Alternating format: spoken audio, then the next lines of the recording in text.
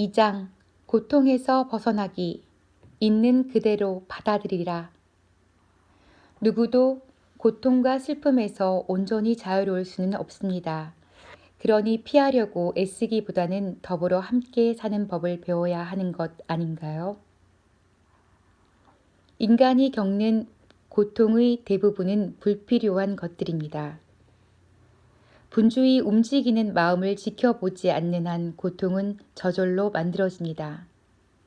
지금 이 순간에 고통을 만들어내는 것은 있는 그대로 받아들이지 않기 때문이거나 있는 그대로에 대한 무의식적인 저항이 나타난 것입니다. 그러한 저항은 생각의 차원에서 보면 판단의 형태를 띠고 감정의 차원에서 보면 부정의 형태를 띱니다.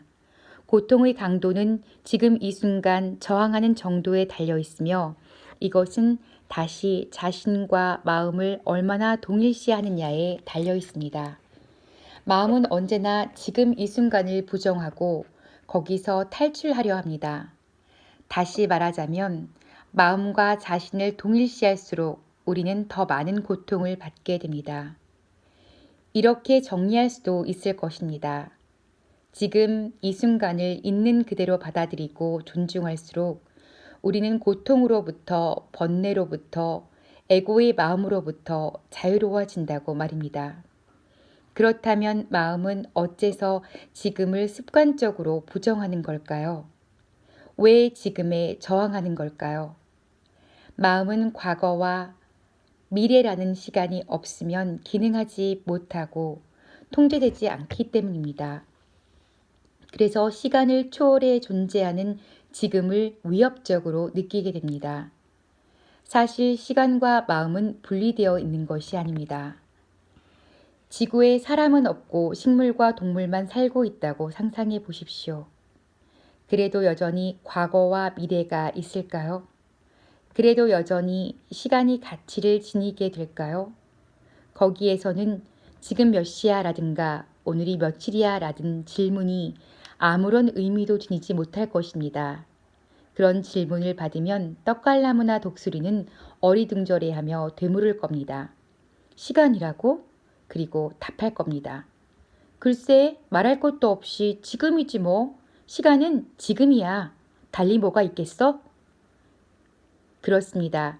이 세상에서 살아가자면 마음과 시간이 필요할지도 모르지만 그것들이 우리의 삶을 점령하게 되면 거기에는 부작용과 고통과 슬픔이 따르게 됩니다. 마음은 자신이 지배자로 남기 위해서 지금 이 순간을 과거와 미래로 덮어버리려고 합니다. 그래서 지금 이 순간과 분리될 수 없는 무한히 창조적인 존재의 잠재력과 생명력은 시간에 의해 가려지게 되고 우리의 진정한 본성은 마음에 의해 흐려지게 됩니다.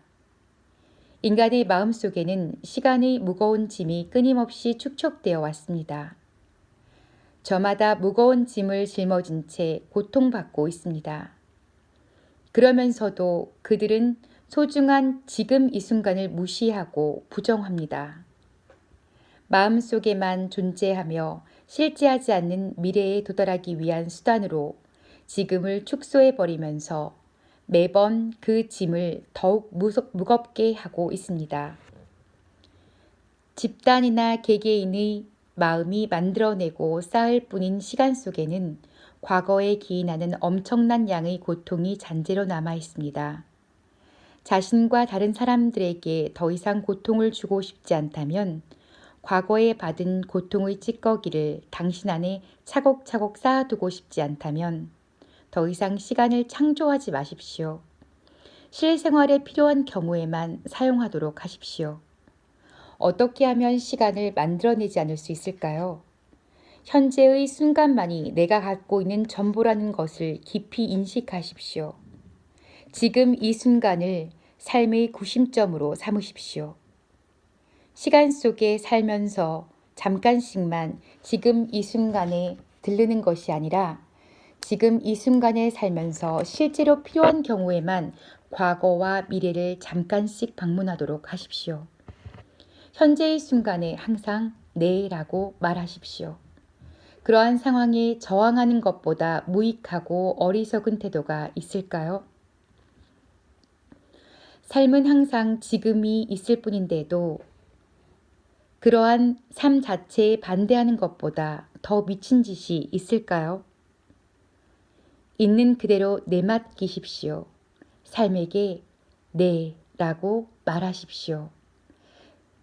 그제야 삶은 당신을 거역하지 않고 당신을 향해 움직이기 시작할 것입니다. 명상하겠습니다. 3분에서 5분간의 명상이 끝나면 다시 시작하겠습니다. 지금 이 순간이 때로는 못마땅하고 불쾌하고 끔찍할 수도 있는 것 아닌가요? 그렇다고 생각하면 그런 것입니다. 당신의 마음이 불쾌하다든가 못마땅하다든가는 이름표를 어떻게 붙이는지 그 과정을 지켜보십시오. 이처럼 이름표를 붙이는 행위가 그칠 줄 모르고 판단을 계속하는 행위가 고통과 불행을 창조합니다.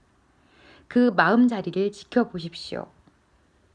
마음이 작용하는 것을 지켜봄으로써 당신은 되풀이 되는 마음의 저항 습관에서 빠져나오게 되고 현재의 순간이 존재하도록 허용할 수 있게 됩니다. 그럼으로써 외부 조건에 얽매이지 않고 진정한 내면의 자유를 맛볼 수 있을 것입니다. 그런 다음 무슨 일이 일어나는지를 살펴보고 필요한 행동이나 가능한 행동을 취하십시오. 받아들이십시오. 그러고 나서 행동을 취하십시오. 지금의 순간이 담고 있는 것이 무엇이든 당신이 그것을 선택한 것으로 받아들이십시오. 언제나 지금 이 순간과 함께 움직이면서 거기에 저항하지 마십시오. 지금을 적이 아닌 벗이나 동맹자로 삼으십시오. 당신의 삶 전체가 기적으로 바뀌게 될 것입니다. 잠시 명상하겠습니다. 명상이 끝나면 다시 시작하겠습니다. 과거에 집착하지 말라. 지금의 힘에 접속되지 않으면 당신이 경험하는 모든 감정적인 고통은 그 찌꺼기를 남기게 됩니다. 그것은 이미 자리하고 있는 과거에 기인하는 고통과 합쳐져서 마음과 몸속에 자리 잡게 됩니다. 물론 이런 고통의 찌꺼기들 속에는 당신이 어린 시절 세상에 대해 무지했기 때문에 당한 고통도 들어 있습니다. 이렇게 축적된 고통은 부정적인 에너지 장으로서 당신의 몸과 마음을 점령하게 됩니다. 당신이 만약 이러한 부정적인 에너지 장을 자기 나름대로의 권리를 지닌 보이지 않은 실체로 바라볼 수 있다면 진실에 아주 가깝게 접근한 것입니다. 감정적인 업장은 활동 상태에 있기도 하지만 잠복된 상태로 남아있기도 합니다. 대개 시간의 90% 정도는 잠복 상태로 남아있습니다. 그러나 심한 불행에 빠진 사람에게서는 100%로 활동할 수도 있습니다.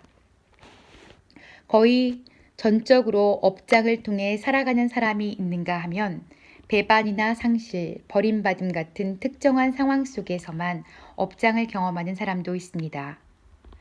업장은 무엇에든지 자극을 받아 다시 살아날 수 있습니다. 과거의 상처를 건드릴 때는 특히 더 그렇습니다.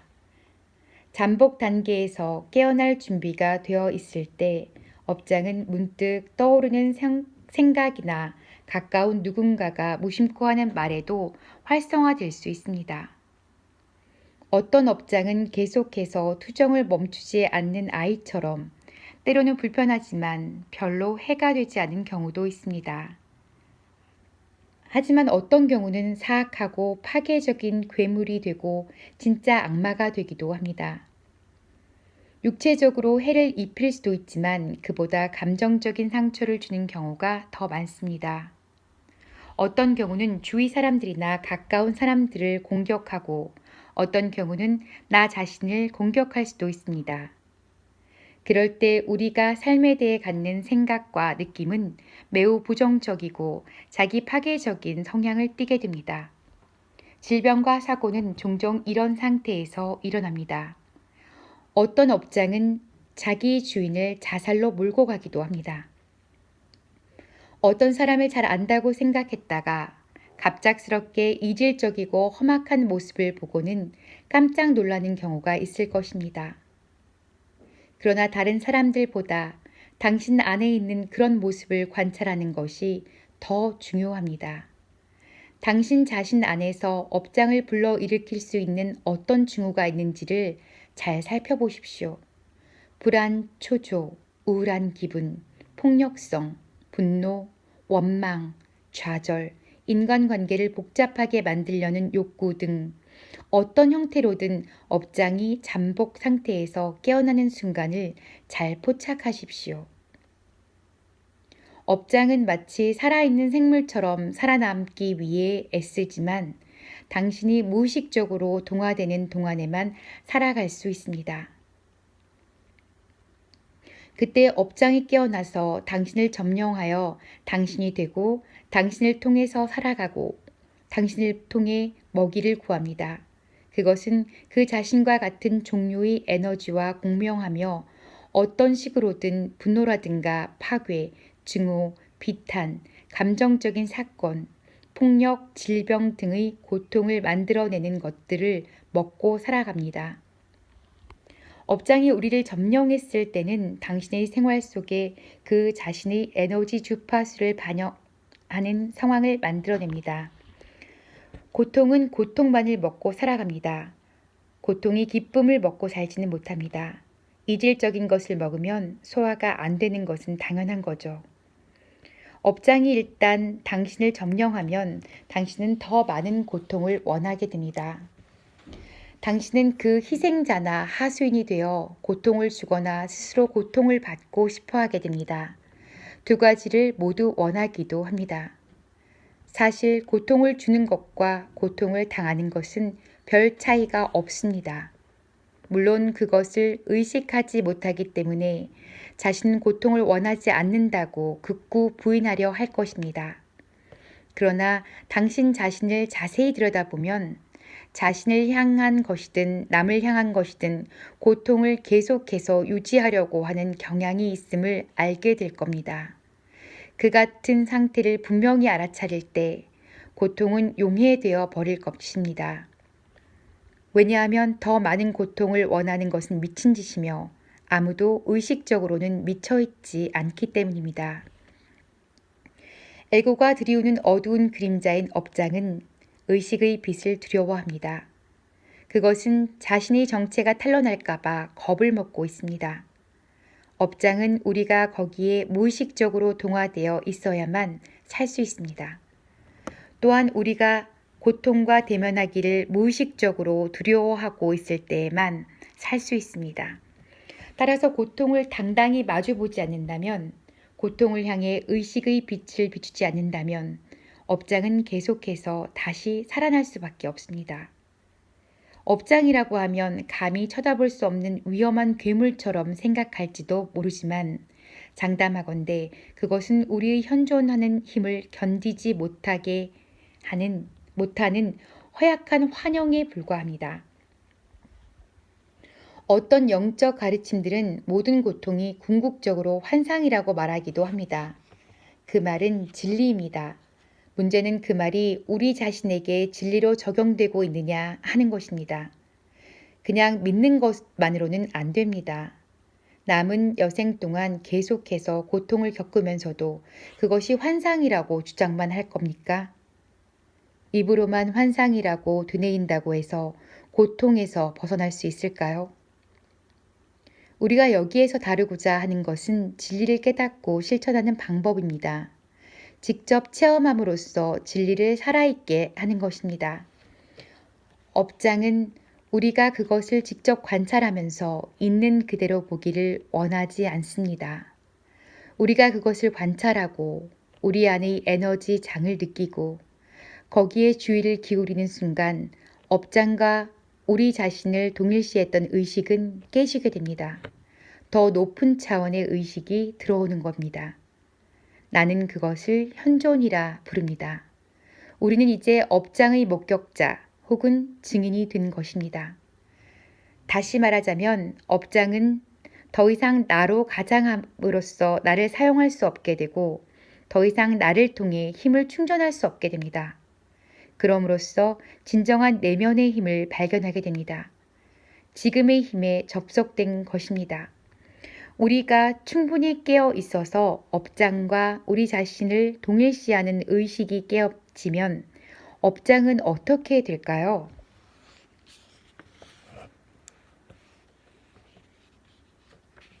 무지의 어둠이 업장을 만들어냅니다.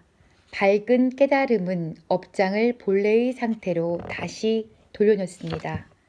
사도 바울은 이러한 우주의 원리를 아름답게 묘사한 바 있습니다.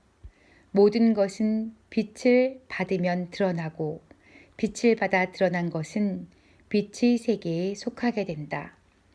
우리는 어둠과 싸울 수 없는 것처럼 업장과도 싸울 수 없습니다. 싸우려 들면 내부 갈등이 일어나서 더 많은 고통이 생깁니다. 지켜보는 것으로 충분합니다. 지켜본다는 것은 그 순간에 있는 그대로를 받아들인다는 뜻입니다.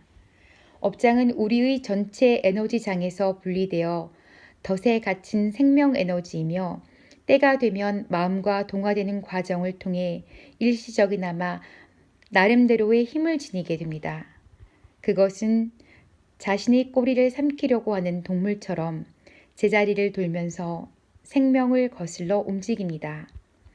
당신은 우리의 문명이 생명을 파괴하는 쪽으로 흐르는 이유가 어디에 있다고 생각합니까? 생명을 파괴하는 힘 역시 생명 에너지라는 것을 알아야 합니다.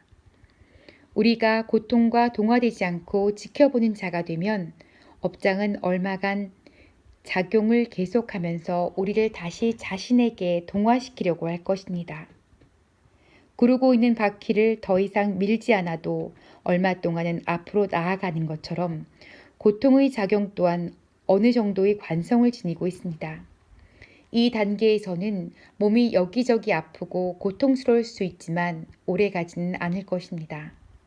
지금 여기에 있으면서 깨어 있어야 합니다. 내면의 공간을 빈틈없이 소화하십시오. 업장을 직접 지켜보면서 그 에너지를 느끼십시오. 그러면 업장은 더 이상 우리의 생각을 조종하지 못하게 됩니다. 우리의 생각이 업장의 에너지장과 이어지게 되면 우리는 그 즉시 그것과 하나가 되고 그것을 먹여 살릴 생각의 에너지를 주게 됩니다. 예를 들어보죠. 분노가 업장의 에너지 진동을 주도하고 있다고 합시다. 당신은 누군가에게 화를 내면서 장차 그 자를 어떻게 할 것인지를 곰곰 생각할 겁니다. 그러면 당신은 무지의 어둠에 휩싸이게 되고 업장이 곧 당신이 됩니다. 분노가 있는 자리에는 항상 고통이 밑바닥에 깔려있게 마련이죠. 우울한 기분이 들면서 마음이 부정적인 색깔로 물들기 시작할 겁니다. 그 결과 자신의 삶을 혐오하는 생각을 하게 되면 어떠한 상태가 벌어지겠습니까? 그 생각이 업장과 동조하게 되고 무지의 어둠에 휩싸인 나머지 업장의 공격을 받기 쉬워집니다. 무지의 어둠에 휩싸인다는 것은 어떤 감정이나 생각에 자신의 모든 것을 다 실어버려서 더 이상 지켜보는 자로서의 진정한 나 자신이 존재하지 않는 상태를 뜻합니다. 업장이 어떻게 생각에 끼어드는지 그 과정을 지속적으로 지켜보면 변화가 일어납니다. 그때 고통은 연료가 되어 우리의 의식을 밝게 타오르게 합니다. 이것이 바로 고대로부터 은밀히 전해져 온 연금술의 진정한 의미입니다. 쇳덩어리가 황금으로 변화하듯 괴로움이 깨어있는 의식으로 변화하는 것입니다. 쪼개지고 갈라졌던 내면이 치유되어 다시 흠없이 완전한 우리가 되는 것입니다. 그때 남은 일은 더 이상 고통을 만들지 않는 것입니다. 앞의 과정을 요약해 봅시다. 내면에서 일어나는 느낌에 주의를 기울이십시오. 그것이 업장이라는 것을 알아야 합니다. 그것이 거기 있다는 것을 받아들이십시오. 거기에 대해 생각하지 마십시오. 느낌을 생각으로 바꾸지 말고 판단하거나 분석하지 마십시오. 그것을 당신 자신과 동일시하지 마십시오. 현재에 머물면서 계속해서 자신의 내면에서 일어나는 일을 지켜보십시오. 감정적인 고통이 일어나면 그것이 일어나고 있음을 알아차리고 지켜보는 자로, 침묵의 관찰자로 남아 있어야 합니다. 이것이 바로 지금의 힘입니다. 생생하게 깨어있는 의식의 힘입니다. 그러고 나서는 무슨 일이 일어나는지 알아차리십시오. 잠시 명상하겠습니다.